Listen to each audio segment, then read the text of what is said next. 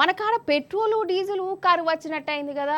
అసలు petrol దొరుకుడు గగనమైంది. Petrol దొరుకుడు కాదు, అసలు బంకులు తెరిచుంటేనే కదా అని అంటారా?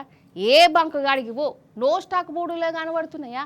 అయితే మీ కళ్ళు చక్కగా కనబడతలేవు కావచ్చు, మీరు చక్కగా చూస్తలేరు. అయితే అవ్వంటే ఈ మాట అనేది centre minister Kishan Reddy sir, మన state minister Uttam Kumar sir. అగో ఫస్ట్ మన కేంద్ర మంత్రి Kishan Reddy sir petrol diesel మీద ఏమన్నాడో ఇన్నుర్రి. పెట్రోల్ కొరత ఉందనేటువంటి ఒక ప్రచారం ప్రజలు చాలా ఆందోళన చెందుతున్నారు. అనేక దేశాల్లో పెద్ద ఎత్తున ఇబ్బందులు ఎదురవుతున్నారు.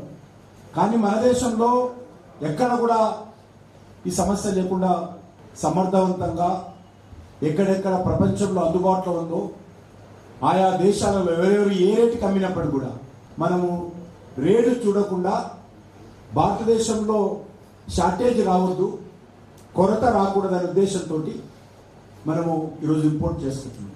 మన దగ్గర సఫిషియంట్ స్టాక్స్ మన తెలంగాణ రాష్ట్రానికి సంబంధించినటువంటి స్టోరేజ్లో ఉంది. కాబట్టి దేశానికి సంబంధించి కూడా ఆ రకమైన స్టాక్స్.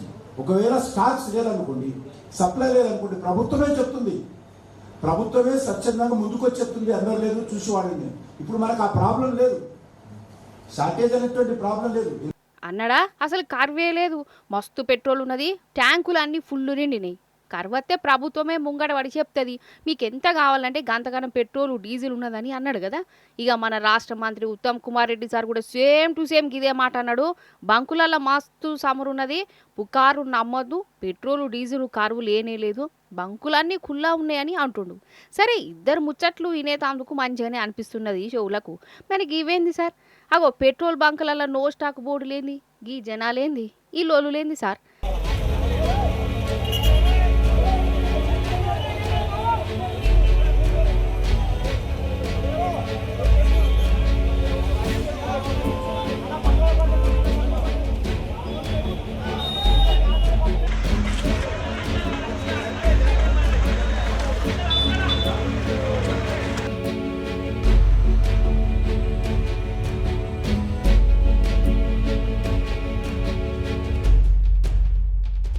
అసలు మన హైదరాబాద్లో చాలా బంకులు బంద్ అయిపోయి ఉన్నాయి. లీటర్ పెట్రోల్ కోసం పట్నం అంతా గిర్రగిర తిరుక్కుంటా ఉన్న పెట్రోల్ ఓడగొట్టుకుంటురు. మరి ట్యాంకులు పెట్రోల్ ఉంటే బంకులు గిట్లా ఎందుకు బంద్ అవుతున్నాయి సార్? నో స్టాక్ బోర్డులు ఎందుకు పెట్టిరు అంటే మా కన్లే చక్కగా కనబడతలేవా సార్? ఇగో గిట్లనే గరం అవుతురు పబ్లిక్.